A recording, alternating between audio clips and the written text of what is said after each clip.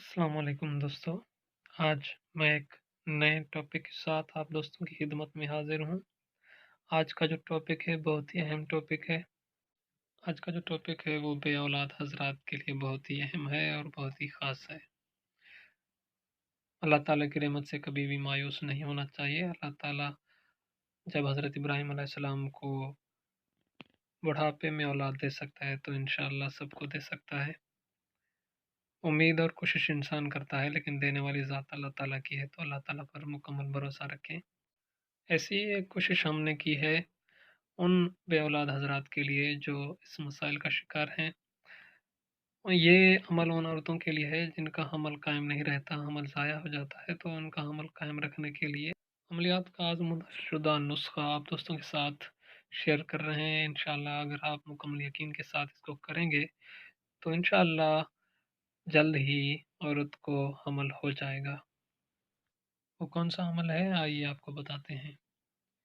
ये जो आप तावीज़ देख रहे हैं, सबसे पहले इस तावीज़ की ज़कात निकालें। इस तावीज़ की ज़कात कुछ इस तरह से निकलेगी कि रोज़ाना 11 अदद तावीज़ लिखकर आटे की गोलियाँ बनाकर उसमें इस तावीज़ को रखें और बहते हुए पानी में बहा दें। ये अमल 41 दिन करते रहें। जब 41 दिन पूरे हो जाएँ तो फिर 1 अदद तावीज़ लिखकर जुमे की रात उस तावीज़ को दूध में मिलाएँ, दूध में घोलकर उस औरत को पिलाएँ, तो इंशाअल्लाह उसे हमल हो जाएगा।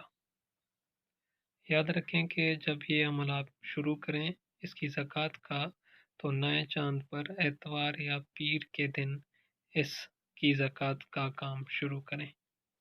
इंसानों की मुश्किलातों के हल के लिए इस वीडियो को ज़्यादा से ज़्यादा अपने दोस्तों में, अहबाबों में शेयर करें।